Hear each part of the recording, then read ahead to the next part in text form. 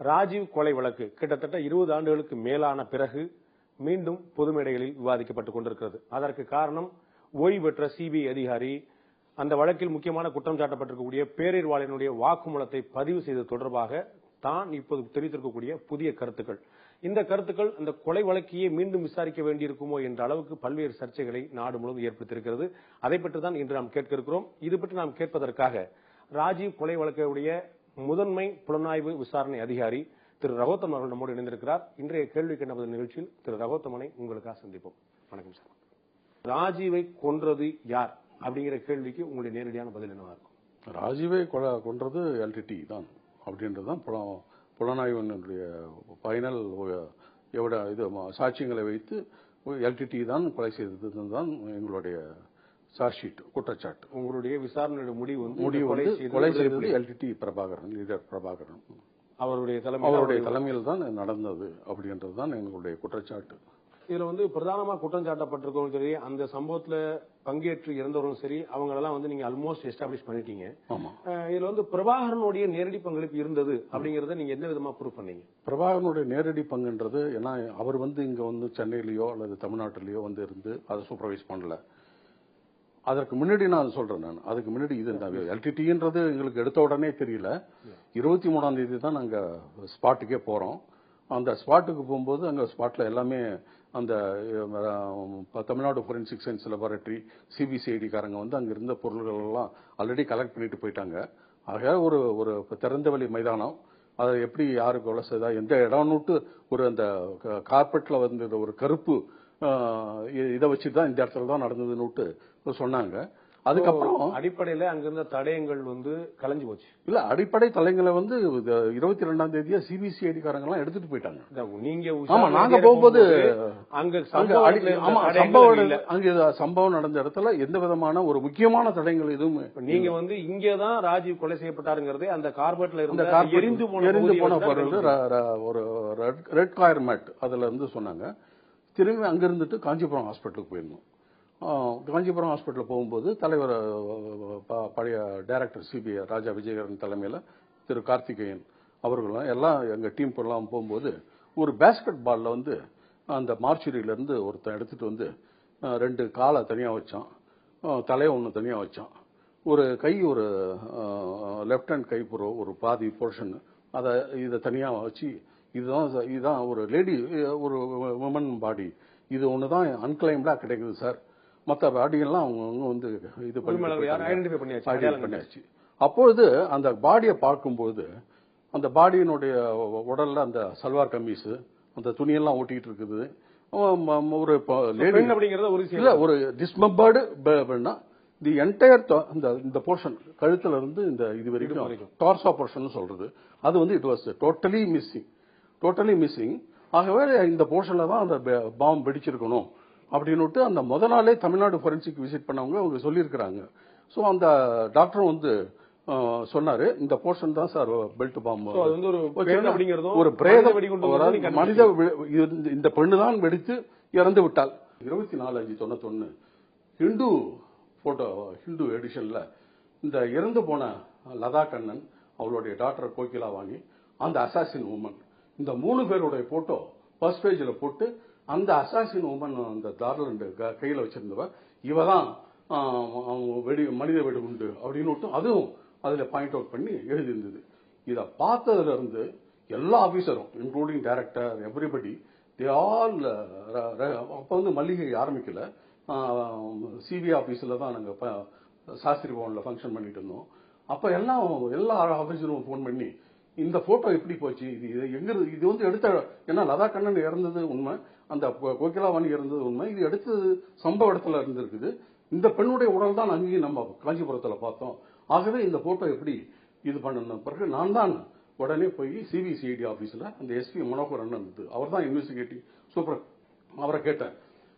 நானும் இந்த பேப்பரை பார்த்துட்டு டிஜி முதல் கொண்டு எல்லாம் பெரிய பெரிய ஆபீசர்ஸ் எல்லாம் கேட்டுட்டு இருக்கிறாப்பா, இந்த நெகட்டிவ் யாருக்கிட்ட இருக்குன்னு தெரியல, ஆனா எங்ககிட்ட ஒரு கேமரா சீஸ் பண்ணியிருந்தோம் அந்த சம்பவ இடத்துல இருந்து. அந்த கேமரா ஓபன் பண்ணி பார்க்கும்போது அன்எக்ஸ்போஸ்டு பிலிம் தான் இருக்குது ஒழிய எக்ஸ்போஸ்டு பிலிம் எதுவுமே கிடையாது. ஆனா அதுல இருந்து 2 போர்ஷன் கட் பண்ணி இருக்கிறாங்க, இது யாராக இருக்கணும் அப்படின்னு நாங்களும் விசாரணை பண்ணிக்கிட்டு இருக்கிறோம் அப்படின்ன பிறகு then Tamil Nadu forensic science laboratory professor Chandrasekar அவர் அந்த கட் போர்ஷனை சிபிசிஐடி காரங்கிட்ட கொடுக்குறாரு. அவர் தான் எடுத்துட்டு போயிருந்தாரு. அவர்கிட்ட தான் வச்சிருந்தார், அவர்கிட்ட தான் எடுத்துட்டு போயிருந்தார். இதுதான் எங்களுக்கு வேண்டியது. அந்த டைம்ல அந்த நெகட்டிவ் வேணும். இந்த நெகட்டிவ் மாத்திரம் அழிஞ்சு போயிருந்ததுன்னா இந்த கேஸும் கண்டுபிடிச்சிருக்கவே முடியாது. இரண்டாவதாக நான் தான் இந்த எடுத்த கேமராமேன் ஹரிபாபு வீட்டுக்கு போறோம்.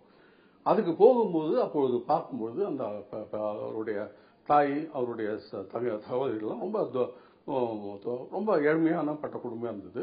நாங்கள் எல்லாத்தையும் பார்க்கும்போது நம்ம ஒரு ஸ்டாண்ட் ஏதாவது வச்சு கேமரா வச்சிருந்து யூஸ் பண்ணியிருந்தாருன்னா அதில் ஃபிங்கர் பிரிண்ட் இருக்கும், இதை போல ஏதாவது ஐட்டம் இருக்குதா அப்படின்னு கேட்டோம். ஒன்றும் இல்லை சார், இருக்கிறது இங்கே இருக்கு, 2 ரூம் தான் இருக்கு, அவர் ஷேவ் பண்ண இந்த இது இருக்குதுன்னு சொன்னார். அது போல ஒரு 2-3 ஐட்டம் ஒரு 2 விட்னஸை வச்சுட்டு நான் கலெக்ட் பண்ணி வரும்போது அப்பொழுது 2 மணி இருக்கும். 2 மணி ஆன உடனே அவங்க சாப்பிடாம இருக்கிறாங்க அப்படின்னு ஒரு இதனால அம்மா நான் பணத்தை எடுத்துக்கு ஒரு கான்சூலை கூப்பிட்டு இப்போ எல்லாத்துக்கும் கொண்டு ஏதாவது ஒன்று வாங்கிட்டு வந்து கொடுப்பா அப்படின்னும் போது, ஐயா நீங்கள் எங்கள் வீட்டுக்குமா முதல்ல இது எங்கள் வீட்டுக்கு கெஸ்ட், நீங்கள் பணம் கொடுக்காதீங்கன்ட்டு அந்த அம்மா விட்டு 100 ரூபா நோட்டா கத்த நோட்டு எடுத்தாங்க. அது ஒன்றும் பர்சனலாம் கிடையாது, கத்த நோட்டு எடுத்தாங்க. இந்த இது என்னடா பார்க்கறதுக்கு அவங்களுக்கு ஒண்ணுமே பணம் இல்லாத மாதிரி இருக்கிறாங்க. ஆனா 100 ரூபா நோட்டா இந்த அம்மா எடுத்து ஒரு 100 ரூபா நோட்டை எடுத்து கொடுத்து அவன் பையன் ஹரிபாபு பிரதர் கிட்ட கொடுத்து கோலா இந்த ஃபேண்டா வாங்கிட்டு வான்னு. That is just stuck me. மறுநாள் is a very important day, 8th June வரைக்கும் இது ஒன்றும் தெரியவே இல்லை. ஒரு பிரேக் த்ரூ இன்னும் பிரேக் த்ரூ ஆகல. இதுதான் நடந்துட்டு இருக்கு, எல்லாம் விசாரணை பண்ணிட்டு இருக்காங்க. 8th ஜூன் ஈவினிங் மல்லிகையில் சார் ஐயா ஹரிபாபு அப்பா வந்திருக்கிறாரு அப்படின்னு சொன்ன உடனே உள்ளார அனுப்பப்பான்னு ட்ரைபாட் எடுத்துட்டு வர்றாரு, கேமரா ட்ரைபாட் எடுத்துட்டு வர்றாரு. ஐயா நீங்க கேட்டீங்களா, இதுல ஏதாவது ஃபிங்கர் பிரிண்ட் இருந்தாலும் இருக்கும். ஏன்பா உன் குடிசையில பார்த்தேன், இந்த ட்ரைபாடை நான் பார்க்கலையா, இது எப்படி உங்க வீட்டில் இருந்தது? இல்லையா எங்க வீட்டில் தான் இருந்தது, நீங்க தான் பார்க்கல அப்படின்னாரு. தென் இமீடியட்லி நான் ஒரு இன்ஸ்பெக்டரை போட்டு இவரை திருப்பி கொண்டு விடுறாப்ல. நீங்க எப்படி வந்தீங்கன்னா, நான் பஸ் ஆட்டோவில் வந்தேன் சார் அப்படின்னாரு. ஜீப்ல ஆட்சி பண்ணி விட்டுட்டு வா, அந்த வீடியோ கொஞ்சம் நோட் பண்ணு. அது அப்புறம் அந்த இன்ஸ்பெக்டர் செல்லதுரைன்னு பேர், அவர் இன்னும் 2-3 பேரோட போயிட்டு, ஐயா நம்ம பார்த்தது முதல் போர்ஷன் தான் பார்த்தோம், ஆனா பின்னாடி 2 போர்ஷன் இருக்குது, அந்த 2 போர்ஷன்லயும் அவங்க தான் ஆக்குபை பண்ணிட்டு இருக்கிறாங்க. அதை திறந்து பார்த்தா பிரிண்டிங் மெட்டீரியல்ஸ் நிறைய, பிரிண்டிங் மெட்டீரியல்ஸ் டாக்குமெண்ட் பேப்பர், அது இன்னும் நிறைய ஐட்டம்ஸ் எல்லாம் இருக்குது. எல்டிடியினுடைய புக்ஸ், எல்டிடியினுடைய பப்ளிகேஷன்ஸ் எல்லாமே இருக்குது. ஆனா அப்ப 8 மணி ஆயிடுச்சு. நான் என்ன சொன்னேன், ஒன்றும் டிஸ்டர்ப் பண்ணாதீங்க, ஜஸ்ட் ஒன்னும் இது பண்ணிங்க வந்துருங்க அப்படின்ட்டு. மறுநாள் early morning 2 விட்னஸோட வித் ஆல் ஃபோர்ஸ், அதாவது இந்த குடிசை ஒரு வகையா பண்ணிடணும். ஏன்னா அவ்வளவு நம்ம போய் தேடி இருக்கிறோம், இந்த ட்ரைபாடு கிடைக்கல கடைசியில். அப்ப அதுதான் முக்கியமான டாக்குமெண்ட் ஒன்று கிடைச்சது. ஒன்று முருகனுடைய அக்ரிடேஷன் கார்டு போடுறது, இந்த அக்ரிடேஷன் கார்டு அதனுடைய நெகட்டிவ் முருகன் அப்படின்றது போட்டோ போட்டு அது நெகட்டிவ் வச்சிருந்தோம். இரண்டாவதாக ஒரு 2 லெட்டர் கிடைச்சது, அதுதான் முக்கியமானது. ஒன்னு சுந்தரின்னு ஒரு நர்ஸ் ஹரிபாபுக்கு 17/5/91 ஒரு லெட்டர் எழுதியிருக்கிறான். நீ பயங்கரமான ஈடுபாடு இருக்கிற, நீ விழுப்புரத்துல இருந்து எழுதியிருக்க, நீ ஒரு காரியத்தில் ஈடுபட்டுட்டு உடனே நம்ம ஜாஃபனா போகணும்னு சொல்ற, அங்க போய் நம்ம நல்லா இருக்கணும்னு சொல்ற, அங்கெல்லாம் வேண்டியில்லை, நம்ம இங்கே வாழ்க்கையை நடத்தலாம், நீ ஈடுபட்டு இருக்கிற செயல் சரியில்லை அப்படின்னு அந்த லெட்டர் கிடைச்சிருக்கு.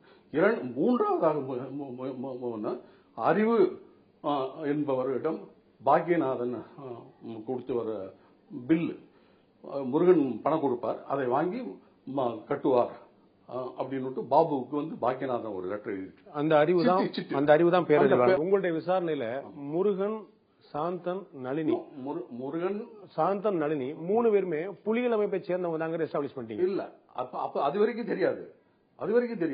இல்ல உங்களுடைய விசாரணையில பண்ணிட்டீங்க. அதாவது இவங்க ஏன்னா காங்கிரஸ் மீட்டிங்ல எல்லா லேடிஸும் போவாங்க. இந்த 3 பேருமே புலிகள் அமைப்புல உறுப்பினரா இருந்தவங்கிறத எப்ப நீங்க நிரூபிக்கிறீங்க? அதுதான் சொல்றேன். 9ஆம் தேதி இவங்களை தேடும் போது நளினி வீட்டுல போகும்போது பாக்கியநாதன் அம்மா இவங்களெல்லாம் யாருப்பா இவங்க, இந்த பொம்பளை யாரு அப்படின்னு கேட்கும்போது அவங்கள மல்லிகைக்கு கூட்டிட்டு வந்து விசாரணை பண்ணும்போது இவன் எங்க மூத்தம்மா நளினி, இவருக்கு கூட முருகன் தாசன்றவன் எங்க வீட்டில் தான் தங்கியிருந்தான், அறிவுன்றவனும் எங்க வீட்டுல தான் தங்கியிருந்தான் அப்படின்னு எல்லாத்தையும் முருகன் தாஸை பத்தி பேசுறாங்க. அவன் பேரறிவாளன் அவங்க வீட்டுல தங்குற அடிக்கடி தங்குவாரு. ஆமா அங்கதான் தங்கியிருந்தான். அவருடைய வாக்குமூலத்துல இருக்குது. ஆமா இருக்கு. ரெண்டாவதாக அவருக்கு என்ன சொன்னாங்க, மற்றவங்களை பத்தி ஒன்றும் தெரியாது மறையாட்டம் சொல்லிட்டு இருந்தாங்க. பட் விசாரணை பண்ணும்போது அவன் பாக்கியநாதனை யார எல்டிடி பிரஸ் வச்சிருக்கிற, இப்ப நீ முக்கியமான உங்க சிஸ்டர் வேற அங்க போயிருக்கிறாங்க, உட்கார்ந்து இருக்கிறவங்க கருப்பா, அதுவும் இந்த கொலையில சம்பந்தப்பட்ட லேடி, ஆகவே நாங்கள் உங்களை அரெஸ்ட் இது பண்ணும்போது அந்த அம்மா பிரேக் டவுன் ஆனாங்க. யாரு? பத்மா பிரேக் டவுன் ஆகி தான் ஃபர்ஸ்ட் ஏன் நாங்கள் சொல்லிட்டோம். என்னுடைய மூத்த மகள் நளினி, அதுக்கு பக்கத்தில் உட்காந்துருக்கிற சுபான்ற ஒரு பொண்ணு, அதுக்கப்புறம் சிவராசன், இவன் தனு, இந்த 4 பேரும் தான் எல்டிடி சேர்ந்தவங்க. என் வீட்டில் முருகன்றவன் தான் தங்கியிருந்தான், தாசன்றவனை இந்த சிவராசன் தான் உணர்ந்து விட்டான். அவங்க கூட தான் அறிவு தங்கியிருந்தாங்க. அவனுடைய வேற என்னன்னா இந்த நியூஸ் ஐட்டம் அது இதெல்லாம் வர்றதெல்லாம் ரெக்கார்ட் பண்றது. அவன் ஒரு இங்கிலீஷ்ல ஒரு சபரி காலேஜ்ல படிக்கிறாப்புல ஒரு ஸ்டூடெண்ட் மாறாட்டம் தங்கி படிச்சுட்டு இருந்தான். யாரு? முருகன். அவன் எங்க அக்கா மகன் நான் மதுரையில இருந்து வந்தவனு சொல்லி. இந்த கொலை சம்பவத்துக்கு பிறகும் அவங்க அந்த வீட்டுல தொடர்ந்து இருந்திருக்காங்களா? ஆமா, அவங்க கொலை சம்பவத்துக்கு பிறகும் அதே வீட்டுல அவங்க இருந்தாங்க. அதே வீட்டுல இல்ல, பிரஸ்ல மாத்திட்டோம். முருகனும் பிரஸுக்கு போயிட்டான். அறிவு அந்த வீட்டை விட்டு வெளியே போயிட்டான். அதுல வரப்போதான் இருந்திருக்காரு. அதுக்கு முன்னாடி ரெகுலரா அங்கதான் பாக்குறது. சிவராசனாகட்டும் எல்லாரும் மீட் பண்றதே அந்த இவங்க வீடுதான், பத்மா வீடுதான். சொன்ன இந்த 9/6/91 அன்றைக்கு தான் இந்த தனுவாகப்பட்டவள், சிவராசன், அந்த சுபா ஆளு, இந்த முருகன் எல்லாம் சேர்ந்து எல்டிடி அப்படின்னு தெரியும். இதுல உங்களுடைய புக் நீங்க இது தொடர்பா இருக்கீங்க, மர்மம் விலகும் நேரம்னு சொல்லிட்டு. அதுல நீங்க ஒன்னு குறிப்பிட்டீங்க, ஒரு வீடியோ ஒரு வீடியோ பதிவு எங்கள்கிட்ட இருந்தது. அதை ஐபியோட டைரக்டர் அந்த MK நாராயணன் வச்சிருந்தாரு. நாங்க அதை பார்க்க முயற்சி பண்ணோம், கிடைக்கலன்னு சொன்னீங்க. ஜெயின் கமிஷன் கேட்டும் கூட கிடைக்கலங்கிறது உங்களோட தகவலா இருந்தது. அதாவது அதை பத்தி விவரமா சொல்றேங்க. இல்ல அந்த வீடியோ நீங்க கடைசி வரைக்கும் பார்க்கல? இல்ல அதாவது அந்த ஸ்ரீபெரும்புதூர் மீட்டிங்கை கவர் பண்றதுக்கு மரகத சேகர் அவருடைய ஒரு ஆள் வச்சு இந்த வலசரவாக்கத்தில் இருந்த ஒரு ஸ்டுடியோ அவனை எங்கேஜ் பண்ணி வீடியோகிராஃபர் எடுத்திருக்கிறாங்க. பாபுன்னு இருக்கு, அது பேர், அந்த கேசட் பேரே பாபு கேசட்னு தான் சொல்லுவோம் நாங்க. அந்த பாபு கேசட்டை நாங்க வாங்கல, அந்த சிபிசிஐடி காரங்க வாங்கியிருக்கிறாங்க. 23ஆம் தேதி வாங்கிட்டாங்க. நீங்க போறதுக்கு முன்னாடி எல்லாத்தையும் வாங்கிட்டு போட்டாங்களா? இல்ல, முக்கியமா அந்த சிடியை வாங்கிட்டாங்க. நாங்க வாங்கினது ஒரு சிடி என்னன்னா, வாழப்பாடி ராமமூர்த்தி ஒரு பவுன்ராஜ்னு ஒரு வீடியோகிராஃபரை வச்சு ராஜீவ்காந்தி ஏர்போர்ட்ல இறங்குறது, ஸ்ரீபெரும்புதூர் கவர் பண்றத அதையும் வாங்கிட்டோம். அதை நாங்க வாங்கணும். இந்த ரெண்டு வீடியோகிராஃபர் தான் அங்க இருந்து எடுத்தாங்க, மற்ற வீடியோகிராஃபர் எதுவுமே கிடையாது அப்படின்றத அதை ப்ரூவ் பண்ணிட்டோம். அந்த முதல் வீடியோ பார்க்கும்போது, அந்த பவுன்ராஜ் வீடியோ பார்க்கும்போது ஒரு கண்டினியூஸாக இருக்கிறது.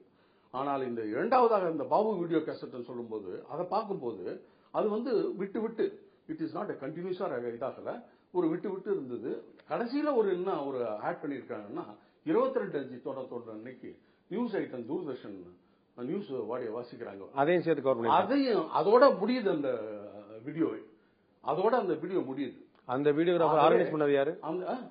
அந்த வீடியோகிராஃபர் அமர்த்தியது யாரு? அந்த வீடியோகிராஃபரை மரகத சேகர், ஏஜே தாசன்றவர், அவருடைய சூப்பர்வைசர் தான் இருந்தோம். அவர் அந்த வீடியோ போது அந்த வீடியோ நீங்க பார்க்க விரும்புனீங்க? இல்ல, அந்த வீடியோ தான் நாங்க போட்டு பாக்குறோம். ஏன்னா அதுல ஏதாவது தனு தெரியுறாளா, அதுல ஏதாவது இந்த கூட்டம் தெரியுதா, நம்ம ஹரிபாபு போட்டோல இருக்கிறாங்க. ஆனா அந்த வீடியோல, அந்த பவுன்ராஜ் வீடியோல இவங்க யாராவது தெரியுறாங்களான்னு போட்டு பார்க்கும்போது, அந்த ரெண்டாவது இந்த பாபு கேசட்ல ஒரு 2 பொம்பளைக்கு ஏஜே தாஸை பார்த்து பேசிட்டு இருப்பாங்க. அதை பார்த்த உடனே அதுவும் பட்டு புடவெல்லாம் கட்டியிருக்கும். ஆனா அவங்கள இமீடியட்டா விசாரணை ஐடென்டிஃபை பண்ணியாச்சு. ஒன்னு சாந்தகுமாரி, அவளுடைய சிஸ்டர் சரோஜா தேவி, மற்றவங்கெல்லாம் சங்கர் கணேஷ் பாடுவாரு. அடுத்தாப்புல ஒரு அனௌன்ஸ்மெண்ட் வருது, ஒரு லாஸ்ட் அனௌன்ஸ்மெண்ட் இந்த ஏஜேதாஸ் தான் பண்றாரு. அது மைக்கை பிடிச்சி பேசுறாரு. இது போல ராஜீவ்காந்தி விட்டார், அவர் தாய் இந்திரா காந்தி மாலை அணிவிக்கிறார். மிகவும் லேட்டாக வருவதால் மேடைக்கு எல்லோரும் மேடை மேல் ஏறி மாலை போட அனுமதி கிடையாது. ஒன்றி 3 பேருக்கு தான் மாலை அணிவிப்பார், அதை அணிவிப்பார். மற்றவங்க பூராவுமே இந்த பக்கம் வரும்போதே இந்த ரெட் கார்பெட் சைடு நின்று மாலை அணிவிக்குமாறு கேட்டுக்கொள்கிறேன். நீங்க பார்க்காத வீடியோ எதுவுமே கிடையாது? நீங்க ஏதாவது வீடியோ பார்க்க விரும்பி, நீங்க சொன்னது அதுல உங்களுடைய புத்தகத்தில் நீங்க குறிப்பிட்டிருக்கிறது ஒரு வீடியோ தொகுப்பு நாங்க பார்க்க, அந்த வீடியோ தொகுப்பை நாங்க பார்த்தோம். அதுதான் பாபு வீடியோ. அதுதான் பாபு. ஆனா அந்த வீடியோ உண்மையான வீடியோ இல்ல அப்படின்றதான் என்னுடைய பின்னாடி தெரிய வந்தது. நான் வந்து உங்களுடைய சந்தேகம், அது சந்தேகம் இல்ல. அதாவது நீங்க சொன்னீங்களா, நான் சொன்னேன் அந்த குமுதவல்லின்னு ஒரு லேடி வந்தால, அந்த அதே லேடி வந்து இந்த 2 பொம்பளைங்களை ஐடென்டிஃபை பண்றதுக்கு மாத்திரம் கிடையாது. ஐயா 8:30 மணிக்கு லதா பெரியகுமார் வந்தாங்க. அது சமயத்துல லதா கண்ணன், அவர் டாக்டர் கோகிலாவாணி, இந்த அசாசின் உமன், இந்த 3 பேரும் போய் லதா பெரியகுமாரோட பேசிட்டு இருந்தாங்க அப்படின்ற அந்த வார்த்தைகளும் அந்த ஸ்டேட்மெண்ட்டும் அந்த கொடுத்தாங்க. ஆகவே அந்த வீடியோல அப்படி பேசிட்டு இருந்தா அந்த வீடியோக்காரன் முக்கியமா எடுத்திருக்கணும். ஏன்னா அவங்க தான் எங்கேஜ் பண்ணியிருக்கிறாங்க அந்த வீடியோகிராஃபர். ஆகவே அதை பார்க்கணும் அப்படின்னு திருப்பி அதில் போடும்போது அந்த வீடியோல கிடையாது.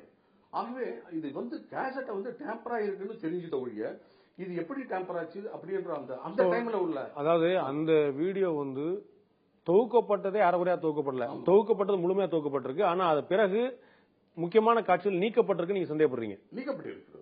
பர்மா கமிஷன் போட்டு பார்க்கும்போது அந்த முதல் வீடியோ கேசட் ஆகப்பட்டது,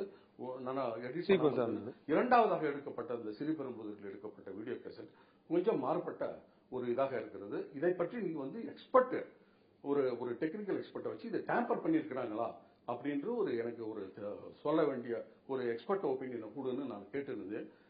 நான் இந்த ரிப்போர்ட்டை எழுதுகிற வரைக்கும் எந்தவித ரிப்போர்ட்டும் சப்மிட் பண்ணவில்லை.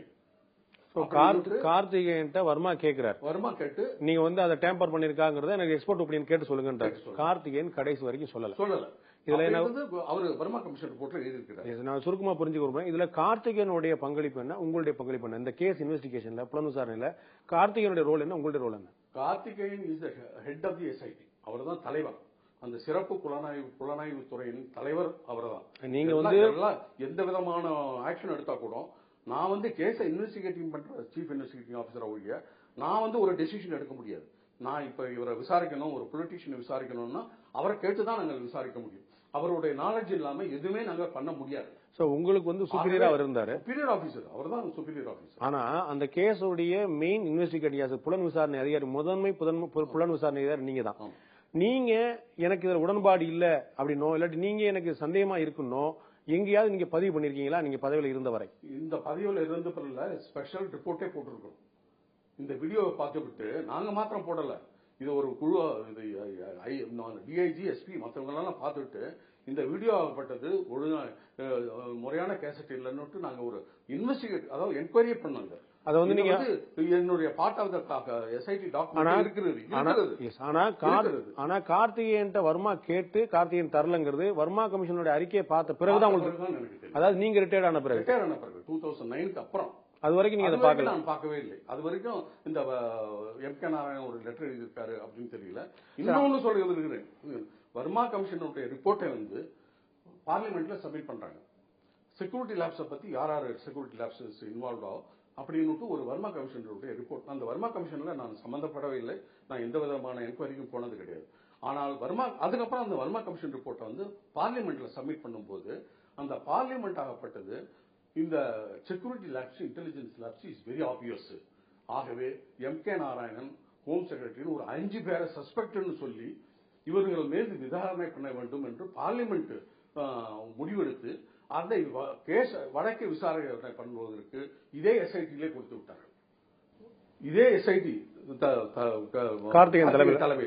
அந்த வழக்கை விசாரித்த அதிகாரி ஒரு டிஎஸ்பி அல்ல, அவர் ஒரு ஐபிஎஸ் ஆபீசர். அவர் பாலசுப்ரமணியன் ஒரு யூடி கேடர் ஆபீசர், நார்த் ஈஸ்ட் கேடர் ஆபீசர். யூஸ்வலா டிஎஸ்பி தான் இன்வெஸ்டிகேட் பண்றது, எஃப்ஐஆர் போடுறது பின்னு சொல்லுவோம், பிரிலிமினரி என்கொயரி சொல்லுவோம், எஃப்ஐஆர் கிடையாது. ஏன்னா இது ஒரு என்கொயரி, ஆரம்ப விசாரணை. அந்த ஆரம்ப விசாரணையை இது வந்து 5 பேர், MK. Narayanan is one of the suspect, unknown accused எல்லாம் கிடையாது, சஸ்பெக்டா போட்டு ஒரு பிரிலிமினரி என்கொயரி ரெஜிஸ்டர் பண்ணி அந்த விசாரணை நடந்து கொண்டிருந்தது. அது விசாரணை நடக்கணும்னு எனக்கு தெரியுமோ ஒழிய அது எப்பேற்பட்ட விசாரணை எப்படி நடந்ததுன்றது அதெல்லாம் எனக்கு அதை பற்றி முழுமையான விசாரணை அவசியம் இல்லை. இந்த இடத்துல நீங்க வந்து ராஜீவ் கொலை வழக்கை விசாரிச்சுட்டு இருக்கீங்க ஒரு பக்கம், இன்னொரு பக்கம் இந்த பார்லிமெண்டோட அறிக்கை தாக்கல் பண்ணப்பட்டதுனால எம்.கே. நாராயணன் உள்ளிட்ட 5 பேரை வந்து இன்னொரு குழு விசாரிக்குது. 2 குழுவுக்கும் தலைவர் வந்து கார்த்திகேயன் தான். 2 குழுவுக்கும் தலைவர் கார்த்திகேயன். அப்ப கார்த்திகேயனுக்கு வந்து ரெண்டுமே என்ன நடக்குங்கிறது உங்களுக்கு வந்து நீங்க சொல்றீங்க, உங்களுக்கு வந்து ராஜீவ் கொலை வழக்கை தவிர வர்மா கமிஷனோ இல்லாட்டி ஜெயின் கமிஷனோ அல்லது இந்த எம்.கே. நாராயணன் விசாரணையோ பத்தி உங்களுக்கு தெரியாதுன்னு சொல்றீங்க. ஆனா கார்த்திகேயனுக்கு எல்லாம் தெரியும், அவர் ரெகுலரா அட்டெண்ட் பண்ணிட்டு இருக்கிறார். வர்மா கமிஷன் அட்டெண்ட் பண்ணிட்டு இருந்தாரு. இது நடக்குதுன்னு தெரியும் மொழிய.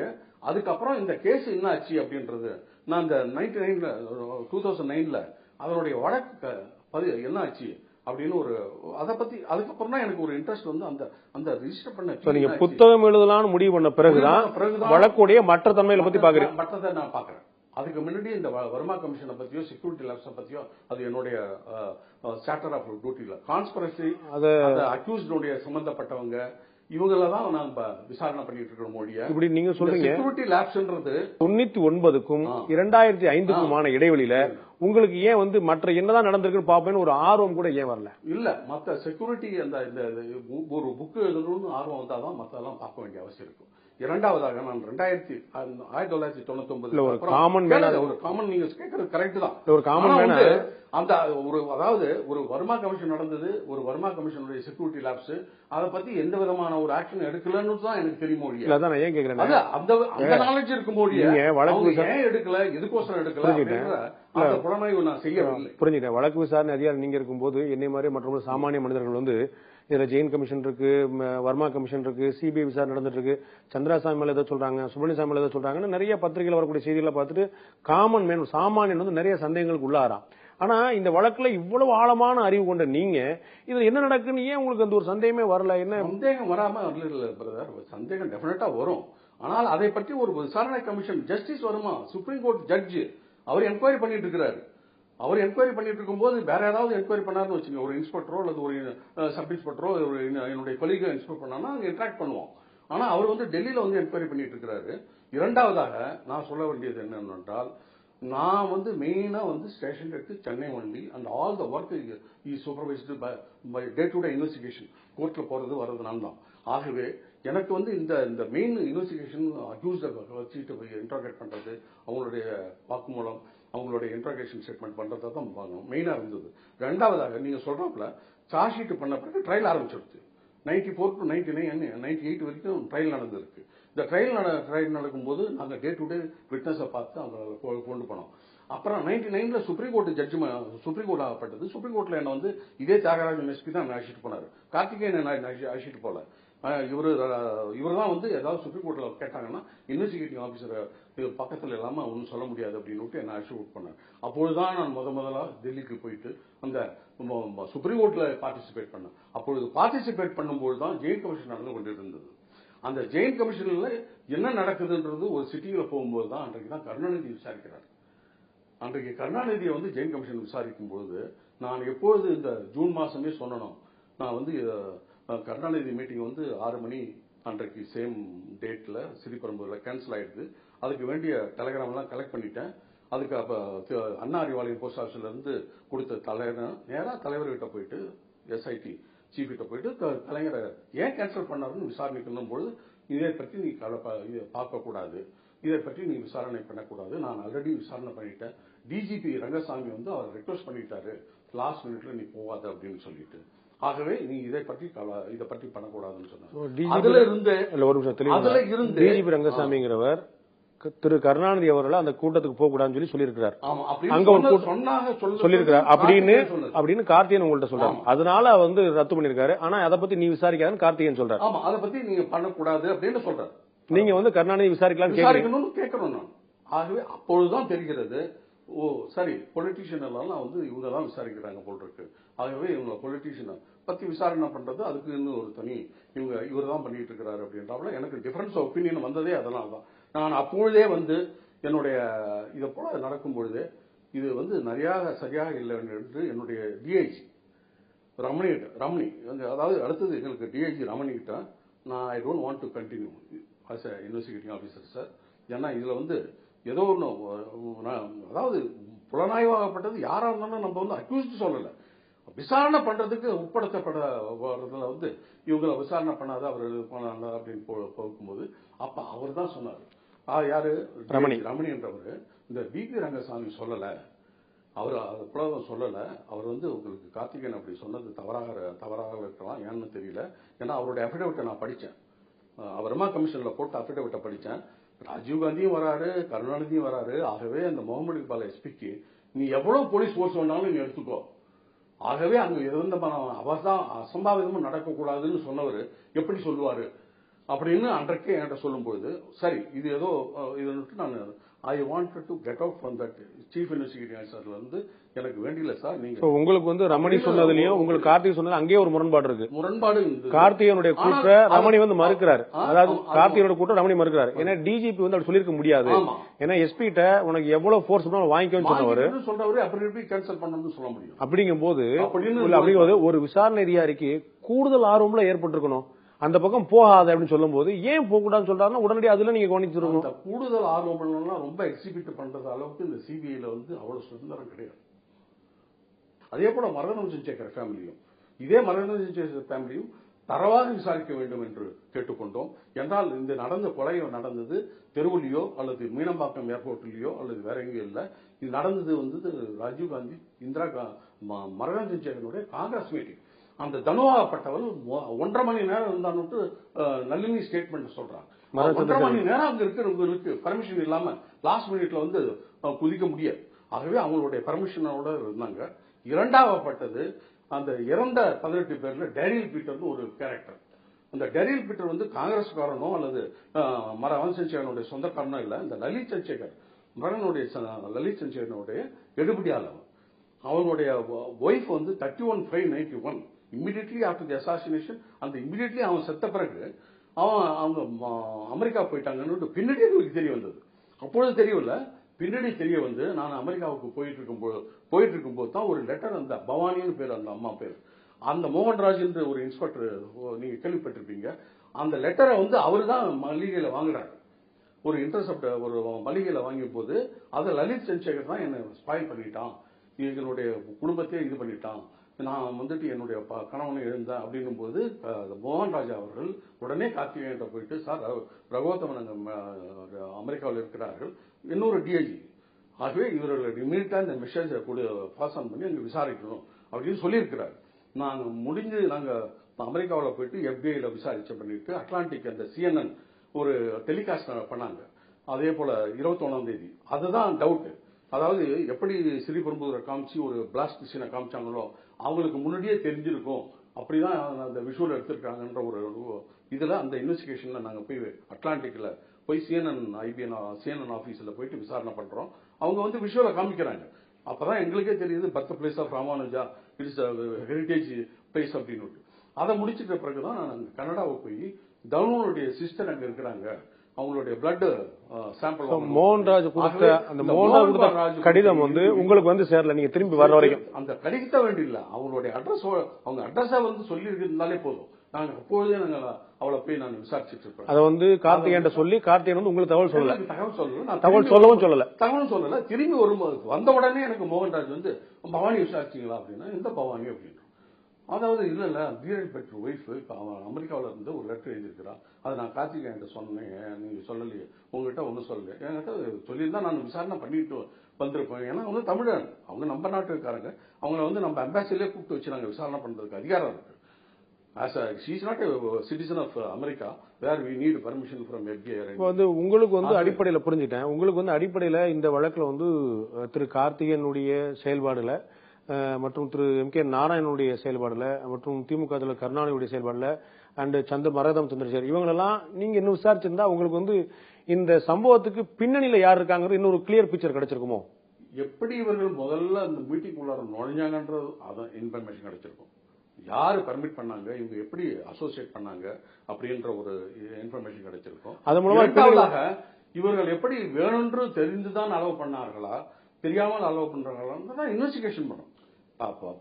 ஒரு விதமான இன்ஃபர்மேஷன், ஒரு இன்வெஸ்டிகேஷன்ன்றது ஸ்டெப் பை ஸ்டெப் தான் போக முடியும். என்ன கிடைக்கும் எதிர்பார்க்க முடியாது, கிடைக்க முடியாது. நிச்சயமா ஏதாவது ஒரு பிரேக் த்ரூ இருந்திருக்கலாம். அந்த டேரியல் பீட்டர் ஏன் சத்தம் அப்படின்னு விசாரணை பண்ணும்போது இவ்வளவு வருஷங்களுக்கு பிறகு நீங்க அந்த வழக்கை பார்க்கும்போது இவங்கள்ட்ட எல்லாம் விசாரிச்சிருந்தா ஒரு கிளியர் பிக்சர் கிடைச்சப்ப இன்னைக்கு ஒரு நம்பிக்கை உங்களுக்கு இருக்கு. இந்த கிளியர் பிக்சர் எப்படி நம்பணும்னா நான் சொல்றேன், இன்னைக்கும் சொல்றேன், நான் தனு ஆத்தரைஸ்டு பர்மிஷனோட தான் போய் மாலை போடுறதுக்கு அங்க இருந்திருக்கிறாள் ஒழிய அவ தடனா விச்சுக்கிட்டு உரிமையா இருக்குது. இரண்டாவதாக இன்னொன்னு குறிப்பிட விரும்புகிறேன், இன்னொன்னு சொல்றேன், என் புக்கில் எழுதியிருக்கிறேன். 2009க்கு அப்புறம் நான் எப்பொழுது அந்த புக்கை எழுத ஆரம்பிச்சனோ அப்போ இது ஒரு கோயின்சிடன்ஸ் கூட நீங்க சொல்லலாம். இது வந்து நான் ஒன்றும் அனுமானத்திலேயோ ஒரு ஆரக்கல்லையோ சொல்லலை. எனக்கு ஒரு நாங்க ஜெயில் அத்தாரிட்டியோட, ஏன்னா ஜெயில் அத்தாரிட்டி தான் மெயினா அக்யூஸ்டோட வச்சு இது பண்ணுவாங்க. அங்க என்ன பண்றதுன்றது எங்ககிட்ட சொல்லுவாங்க. அப்பொழுது ஜெயில் அத்தாரிட்டி சேலத்துல இருந்து ஒரு நண்பர் ஒரு ஜெயில வார்டர் போன் பண்றாரு. ஐயா, சின்னசாந்தன் வந்து அந்த கூட்டத்தில் இருந்தானே, அவனும் அந்த மீட்டிங்ல ராஜீவ்காந்தி மீட்டிங்ல ராஜீவ்க்கு மாலை போடுற கூட்டத்தில் இருந்திருக்கிறான். ஆனா நீங்க எதுவுமே கண்டுபிடிக்கல. நான் சிபிஐக்கு டல்டா கொடுத்துட்டேன், நான் சிபிஐ ஏமாத்திட்டு இருக்கிறேன் அப்படின்னு ஒரு வார்த்தை பேசுறான்னு எங்களுக்கு இன்ஃபர்மேஷன் வந்துச்சு. இதை உங்களுக்கு சொல்றேன் அப்படின்னு சொன்னான். இதை வந்து சிறையில் இருக்கக்கூடிய சாந்தன் பேசியிருக்கிறார் சக சிறைவாசிகள். ஆமா. அப்பொழுதுதான் நாங்க ஒவ்வொரு பிரேமிலுடைய ஒவ்வொரு ஆளுங்களையும் ஐடென்டிஃபை பண்றோம். உடனே ராதா வினோத் ராஜ் தான் எங்களுக்கு ஒரு முக்கியமான அதிகாரி. அப்பொழுது அவர் சிபிஐ விட்டுட்டு அவர் வந்து என்ஐஏவில் இருக்கிறார், நேஷனல் இன்வெஸ்டிகேட்டிங் ஏஜென்சியில் அப்போ டிஜிபியா இருக்கிறாரு. உடனே அவருக்கு ஃபோன் பண்ணி சார் இது போல அந்த சின்ன சாந்தனும் அங்கே நம்ம ஹரிபாபு போட்டோவில் இருக்கிறான் அப்படின்னு அந்த இன்ஃபர்மேஷன் வச்சு உடனே அதை நான் நம்ம விட்டுட்டும் எப்படி நம்ம கண்ணில் இருந்து தெரியல சார். ஆனால் அவன் தாடியெல்லாம் வளர்த்துருந்தான். நான் இது பண்ண பிறகு அவர் உடனே எடுத்து பார்த்துட்டு திரும்பி எனக்கு ஃபோன் பண்றாரு. ஆமாண்டா ரகுவத்தமன் அவரை போலதான் இருக்கு, அந்த பையனோட போலதான் இருக்குது.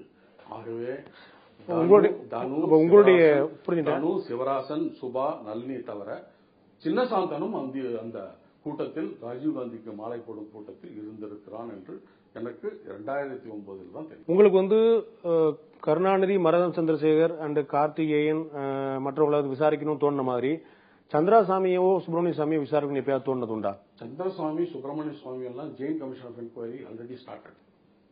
எப்பொழுது வர்மா கமிஷனுக்கு தான் அந்த ரெஃபரன்ஸ் கொடுத்தாங்க. அந்த ரெஃபரன்ஸ் கான்ஸ்பிரசி ஆங்கிளை பத்தி விசாரிக்கணும்ட்டு வர்மா கமிஷன் என்ன பண்ணாரு, நான் sitting judge, I cannot enquire into conspiracy angle. இந்த கான்ஸ்பிரசி ஆங்கிளை எஸ்ஐடி பண்ணிட்டு இருக்குது, அவங்க தான் பண்ணணும். ஆனா எஸ்ஐடி பண்றதுதான் கரெக்ட் அப்படின்னு சொல்லிட்டு கூட பார்லிமெண்ட்ல பார்த்து ஜெயின் கமிஷனுக்கு கொடுத்துட்டாங்க. ஜெயின் கமிஷனுக்கு போன பிறகு அதை பற்றி, அதாவது நான் கேக்குறேன், ஜெயின் கமிஷன்ல விசாரிச்சாங்க, அது ஒரு பக்கம். நீங்க அந்த வழக்குடைய புலனாய்வு அதிகாரியா, நீங்க அந்த அவங்களை விசாரிக்கணும்னு தோணுச்சா? ஏதாவது ஒரு இண்டிகேஷன் வந்தாதான் அவர்களை விசாரிக்க வேண்டும் என்று தோண்டும் மொழிய. ஒருத்தர் சொல்றாரு Chandrasamy CII Chavan home minister பார்லிமெண்ட்ல மேட் ஸ்டேட்மெண்ட். உங்களுக்கு வந்து பல பேர் சொல்லியிருக்காங்க. பட் சிவராசனோ அல்லது சிவராசன் சம்பந்தப்பட்ட அக்யூஸ்டோ யாராவது ஒருத்தர் அவன் சந்திரசாமியோட பேசிட்டு இருந்தா உங்களுக்கு வந்து வலுவான துப்பு கிடைக்கல. வலுவான துப்பு இல்ல, இன்ஃபர்மேஷனே இல்ல. இரண்டாவதாக அந்த சின்னசாந்தன் அக்யூஸ் சொல்றேன் பாருங்க, இவன் ஒருத்தன் தான் ஒரு பொலிட்டீஷியன் நேம சொன்னது. இவர் தான் வந்து 17/5/91 அவருடைய ரெப்ரசன்டேட்டிவ் வந்து அரை மணி நேரம் மொட்டை மாடி மேல சிவராசனோட பேசிட்டு திரும்பி போகும்போது அவரை சிவராசன் வந்து சீனிவாஸ் ஐயான்னு இன்ட்ரோடியூஸ் பண்ணி வைக்கிறாரு.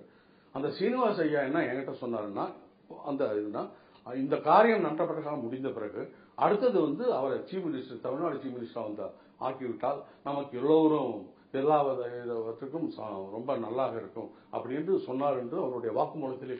அந்த அரசியல்வாதி யாரு? வைகோ. வைகோவை இது முதலமைச்சராக வர வேண்டும் என்று அவர் சொன்னதாக சொன்னார். ஆனால் அந்த வந்த பர்சன் வந்து சீனிவாஸ் ஐயான்னு இன்ட்ரோடியூஸ் பண்ணி வச்சாரு சிவராசன். அந்த சீனிவாஸ் ஐயா என்ற யாருன்னு விசாரணை பண்றதுக்கு ஒரு தனியா ஒரு குழுவே இதே ராதா வினோத்ராஜ் அவர்கள் அமைத்து யாரோ விசாரிச்சார்கள். அப்ப ஃபர்ஸ்ட் டவுட் வந்து அவர் ஒயிட் அண்ட் ஒயிட்டில் இருந்தார்கள் சொன்ன பிறகு ரவிச்சந்திரன் கேள்விப்பட்டிருக்கீங்க, வைகோனுடைய பிரதரா இருக்கும், அவராக இருக்குமோ அப்படின்னு இது பண்ணும்போது அவன் என்ன சொன்னா, அந்த சின்னசாந்தன் நான் வந்து ஃபர்ஸ்ட் டைம் பார்த்தேன் சார், அவர் அதுக்கு முன்னாடி பார்த்தது கிடையாது. ஆகவே நீங்க வந்துட்டு சீனிவாசிங்கிற ஒருத்தர் வந்து சிவராசனை சந்திக்கிறார். சிவராசனை வந்து சந்திச்சு மாடியில 17/5/91 ராஜீவ்காந்தி கீழே வந்துட்டு இவங்கள்ட்ட பேசுறாரு. சொல்லும் போது நம்ம வந்து வைகோவை முதலமைச்சர் ஆக்கிட்டோம்னா இந்த பிரச்சனை எல்லாம் தீர்ந்து. சோ வைகோ விசாரிக்கலாம்னு உங்களுக்கு தோணுச்சா? வைகோ தான் விசாரிச்சாங்க. அதுக்கப்புறம் தான் அந்த லீடு கிடைக்குது. வைகோ தான் முன்னாடியே விசாரிக்கிறோம். ஏன்னா காரணம் என்னன்னா, நாங்க இந்த சந்தர்ப்பத்துக்கு முன்னாடியே விசாரிக்கிறோம். 450 கேசட்ல புலிகளின் குகையில் அப்படின்னு ஒரு கேசட் எடுக்கிறோம். 89 உங்களுக்கு எல்லாம் தெரியும், அவர் வந்து கிளாண்டஸ்டைனா வந்து போனாருன்னு. அது டைட்டில், அந்த title of the cassette is புலிகளின் குகை. அது வந்து A to Z எடுத்த கேசட். அப்பொழுது பேச்சு நீங்களெல்லாம் அந்த கேசட்டை நீங்க கேட்கல. அதாவது இந்த கக்குவம் இல்லையா, இந்த வெறி, அதாவது ஒரு சினமா, ஒரு வெறி, உணர்ச்சி பூர்வமாக பேசுறது. ராஜீவ் காந்தி அவனை கொல்ல வேண்டும் அப்படி அப்படின்றது அந்த பேச்சை வச்சுக்கிட்டே நான் அப்பொழுதே திரு கார்த்திகேயன் அவர்களுக்கு அப்பொழுதே சொன்னேன். இது பூரா இலங்கையில பேசுனது, இலங்கையில பேசின அடுத்த வீடியோ கேசட் அது இங்க கிடைச்சது ஒரு ஆனா இங்க பப்ளிக் டொமைன்ல இல்ல, அது இந்த பப்ளிக் டொமைன்ல கிடையாது. இன்னும் அந்த கேசட் சிபிஐ வசம் தான் இருக்குது. இல்ல அந்த கேசட் நிறைய இருக்கும், நிறைய எல்டிடி வசம் இருக்கும். எங்ககிட்ட கிடைச்சது ஒரே இந்த புலிகளின் கோயில். உங்களுடைய பார்வையில அது பொது மேடைகள் இல்ல? இல்ல, பொது மேடைகள் கிடையாது. அந்த எடிட்டட் வெர்ஷன் பப்ளிக் இந்த பேபி சுப்ரமணியம் கொடுத்திருக்கான்னு தகவல். ராஜீவ் கொல்லப்பட வேண்டிய அளவுக்கு போகணும் அப்படிங்கிறது அவர் பேசியிருக்கிறார். பேசியிருக்கிற வயசுதான் நான் சொன்னேன் இவரை முக்கியமான சஸ்பெக்ட். இரண்டாவதாக இப்பொழுது அந்த சின்னசாந்தன் ஸ்டாரா ஸ்டேட்மெண்ட் வருகிறது, புரியுது. ஆகவே மூன்றாவதாக புரிஞ்சு நம்ம வைகோ விசாரிச்சது மூலமா நீங்க என்ன தெரிஞ்சுக்கிட்டீங்க? அவருக்கு இந்த மாதிரி வைகோ விசாரிச்சது கூட நான் இல்ல, டைரக்டா விசாரிக்கல. அதுக்கு ஒரு ரமேஷ் ஒரு இன்ஸ்பெக்டர் வச்சு அவர் விசாரிச்சாங்க, என்ன விசாரிக்க விடல. அதாவது ஒரு பொலிட்டீஷியனை கூட்டும் போது இந்த வைகோவை நான் விசாரிக்கணும் அப்படின்னு சொல்லும் பொழுது, ஆனா அந்த வைகோ விசாரிச்சது ரமேஷ் ஒரு இன்ஸ்பெக்டர். என்னுடைய கேள்வி என்ன, இப்ப வைகோவை நீங்க விசாரணை பண்ணியிருந்தா இன்னும் ஒரு முக்கியமான குழு கிடைச்சிருக்கலாம் நீங்க நம்புறீங்களா? டெஃபினட்டா ஒரு டர்னிங் பாயிண்ட். டெஃபினட்டா, கட்டாயமாக. ஏன்னா இந்த கருணாநிதி மீட்டிங் கேன்சல் பண்றதே ஒரு முக்கிய காரணமே அவராகத்தான் இருக்கும். இப்போ பாத்தீங்கன்னா கரண்டா உங்களுடைய சக அதிகாரி தியாகராஜன் பேரறிவாளன் தான் சொல்லும் போது சொன்னார், நான் பேட்டரி வாங்கி கொடுத்த உண்மைதான், ஆனா எதுக்காக வாங்கி கொடுத்தேன்னு எனக்கு தெரியாது அப்படின்னு சொல்றாரு. ஆனா நான் பதிவு பண்ண மறந்துட்டேன்னு சொல்றாரு. இப்ப நீங்க இவ்வளவு வழக்கு முடிஞ்ச பிறகு ஒரு புத்தகம் எழுதுனீங்க, அத மாதிரி இவ்வளவு வழக்கெல்லாம் முடிஞ்சு எல்லாம் பிறகு நடந்த பிறகு இப்ப அவர் வாக்குமூலம் கொடுக்குறாரு. இது சரிதானா? ஒரு அதிகாரியுடைய பார்வையில அவர் இப்படி வாக்குமூலம் பதிவு பண்ணாம விட்டது அவருடைய குற்றம் இல்லையா? இப்பொழுது நீங்கள் கூறியது பொருள் அவர் சொன்ன வாக்குமூலத்தை வைத்துக் கொண்டு நான் அவருடைய அந்த பேரறிவாளனுடைய ஸ்டேட்மெண்ட் எடுத்து படிச்சு பார்த்தேன். யாரு பேரறிவாளனுடைய ஒப்புதல் வாக்குமூலத்தில் படித்தது அதில் என்ன, மேலும் 2 பேட்டரியை 9 வோல்ட் பேட்டரியை வித்தின் பிராக்கெட்ல கோல்டன் பவர் வாங்கி சிவராசன் கொடுத்தேன். அவர் அதை உபயோகப்படுத்தி பாம்பை வெடிக்க செய்தார் அப்படின்னு தான் எழுதியிருக்கிறாரா ஒழிய, புரியுதுங்க. இப்ப அவர் சொல்றது பிரகாரம் இதுதான் ராஜீவ்காந்தி கொலைக்கு உபயோகப்படுத்தப்பட்டது அப்படி என்று நானாவே எழுதிவிட்டேன் அப்படி என்று அவர் சொல்லுகிறார். அவர் பேரறிவாளன் நான் எனக்கு தெரியாதுன்னு சொன்னாரு. ஆனா நான் என்னுடைய மனது அப்பொழுது இருந்த நிலைமையில் நான் அப்படி சொன்னால் அவர் அந்த வழக்கில் சம்பந்தப்படாமல் போயிடுவாரு.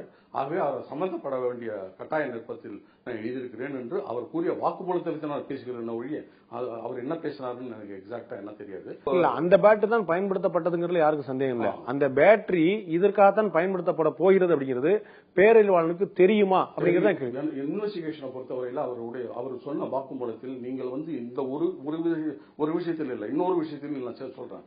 12 வோல்ட் பேட்டரி வாங்கி கேட்கும் பொழுது அதை ஏன் வாங்கி கொடுத்தேன், எதற்காக வாங்கி கொடுத்தேன் அது விவரமா சொல்லியிருக்காரு அதே வாக்குமூல ஸ்டேட்மெண்ட்ல. எக்ஸைட் பேட்டரி வாங்கி கொடுக்கும்போது இதை எதுக்கு வாங்கி கொடுத்தேன் என்றால், சிவராசன் புலிகளின் தலைவரோட கதைக்கிறதுனா பேசுறதுக்கோசரம் இது ஒயர்லெஸ் டிரான்ஸ்மிட்டருக்கு நான் வாங்கி கொடுத்தேன். இந்த பேட்டரி தான் விஜயன் வீட்டில் அவர் போகும்போது மறைத்து வச்சு அப்படின்னா ஒவ்வொன்றுக்கும் வாங்குறதுக்கெல்லாம் எக்ஸ்பிளனேஷன் கொடுங்க. அப்ப தியாகராஜன் போய் சொல்றாரு, அதான் அந்த கொஸ்டின் நீங்க அவர்தான் கேட்க முடியும் மொழியா. இது மாதிரி சொல்ற ஒரு கருத்தை வச்சுக்கிட்டு நான் என்னுடைய டாக்குமெண்டா இருந்திருக்கிற எவிடன்ஸ் தான் சொல்ல முடியும் மொழியா. இப்ப நீங்க அவரா இவரை வாங்கி கொடுத்தது எனக்கு தெரியாது அப்படின்னு சொல்றதுலாம் எங்களுக்கு தெரியும். இந்த வழக்கை விசாரிச்சு இறுதி தீர்ப்பளிச்ச உச்சநீதிமன்ற நீதிபதி கேடி தாமஸ் சொல்றாரு, எனக்கும் கொஞ்சம் ஒரு மனத்தயக்கம் இருந்தது அப்படின்னு சொல்றாரு. பிரபலமான தீர்ப்புகளுக்கு புகழ்பெற்ற கிருஷ்ணய்யர் சொல்றாரு. இவ்வளவு பேரும் சொல்லும் போது இந்த பிரச்சனையில ஒரு சந்தேகம் இருக்குங்கிற அளவுக்காக தெரியுது. உண்மையா பொய்யாங்கிறது அப்புறம் சந்தேகம் இருக்கு அப்படிங்கிற அளவுக்கு தெரியுது. சந்தேகத்தின் பலனை குற்றம் சாட்டர் கொடுக்கறதான வழக்கம். நீங்க அவரை பத்தி நான் கமெண்ட் அடிக்க முடியாது. ஏன்னா அவர் ஒரு சுப்ரீம் கோர்ட் ஜட்ஜ் இருந்து இந்த வழக்கை நீங்க ஒரு நாள் விசாரிக்கல, 3 மாசம் விசாரிச்சு அந்த அவருடைய ஜட்ஜ்மெண்ட் எல்லாம் நீங்க பாத்தீங்கன்னா not like ordinary judgment. Supreme court judgment 10 பக்கத்துக்கு மேல யாரும் எழுத மாட்டாங்க. இது கிட்டத்தட்ட 100 பக்கம் எழுதியிருக்கிறாங்க. ஒவ்வொருத்தருடைய ரோலை பத்தியும் ஒவ்வொருடைய ரோலையும் பத்தி எழுதி தனித்தனியாக ஒரு ஜெனரலா மொத்தமா அந்த தலா கோர்ட்டுடைய ஜட்ஜ்மெண்ட் வச்சு ஒரு அனலைஸ் பண்ணாம ஒரு தனிப்பட்ட ஜட்ஜ்மெண்ட் கொடுக்கறாங்களே. இது ஒரு முக்கியமான ஒரு ஜட்ஜ்மெண்ட் கொடுத்த ஒரு டாக்குமெண்ட். இன்றைக்கும் இதை போல ஜட்ஜ்மெண்ட் இந்த சுப்ரீம் கோர்ட்ல வரவே இல்லை. ஆனால் எழுதிட்ட பிறகு ஒரு ஜட்ஜ்மெண்ட்டை எழுதிட்ட பிறகு ரிட்டையர் ஆன பிறகு அவர்கள் ஏன் அப்படி பேசுகிறார்கள் என்றால் அவர்களை தான் கேட்கணும். இப்ப மாறுபட்ட கருத்து ஒரு இன்வெஸ்டிகேஷன்ல வரலாம். ஆனா முடிவான கருத்தை முடிவான ஒரு தீர்ப்பு வழங்கின பிறகு அதை தப்புன்னு சொல்றது அதுக்கு முக்கியமான ஆதாரம். அதாவது நம்ம சொல்றது இப்ப நான் சொல்றாப்புல அந்த கோல்டன் பவர் பேட்டரி இல்லாம எக்ஸைட் பேட்டரி கிடைச்சிருக்குன்னு வச்சுக்கோங்க அந்த சீன் ஆஃப் கிரைம்ல, தென் டெஃபினெட்லி அறிவு இந்த சம்பந்தப்படல, இந்த வெடிகுண்டுக்கு வாங்கி கொடுத்த பேட்டரி இதுக்கு சம்பந்தப்படல அப்படின்னு அப்பவே நாங்க சொல்லியிருக்கோம்.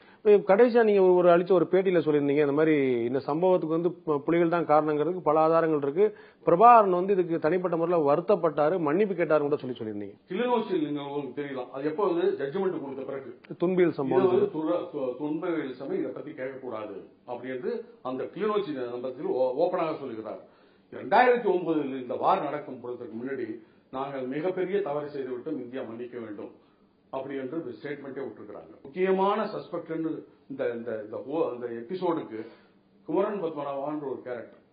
அந்த ஜெயின் கமிஷனுடைய ரிப்போர்ட் என்னன்னா, இந்த குமரன் இந்த வெளிநாட்டு கான்ஸ்பிரசி சொல்றீங்களே, இந்த சந்திரசுவாமி மத்த கான்ஸ்பிரசி தெரிய வேண்டிய இரண்டு எல்டிடி தெரிஞ்சவர்கள் இரண்டு பேர்கள், ஒன்று கிட்டு ஒன்று கேபி. அந்த கேபிக்கு கிட்டுக்கும் தெரியாமல் வெளிநாட்டுடைய தொடர் கான்ஸ்பிரசி என்பது பிரபாகரனுக்கு தெரிய முடியாது என்றால் அவர் மூலமாக தான் போயிருக்கும். ஆகவே கிட்டு இறந்து விட்டார். ஆனால் கேபியை முக்கியமான சஸ்பெக்டாக கருதி அவர்களை விசாரிக்க வேண்டும் என்றுதான் இந்த எம்டிஎன்ஏ இன்னும் விசாரணை பண்ணி கொண்டிருக்கிறார்கள். சோ இந்த 4 பேரும் இந்த வழக்குல இந்த தூக்கு தண்டனைக்கு உள்ளாயிருக்கூடிய 4 பேரும் இந்த வழக்குல சம்பந்தப்பட்டிருப்பாங்கிறதுக்கான எல்லா ஆதாரங்களும் எந்த கோர்ட்லயும் விசாரிச்சாலும் செல்லுங்கிற அளவுக்கு இருக்குது. இன்னும் திரும்பி நீங்க விசாரணை பண்ணா கூட இந்த ஆதாரங்கள் அறியப்படவில்லை.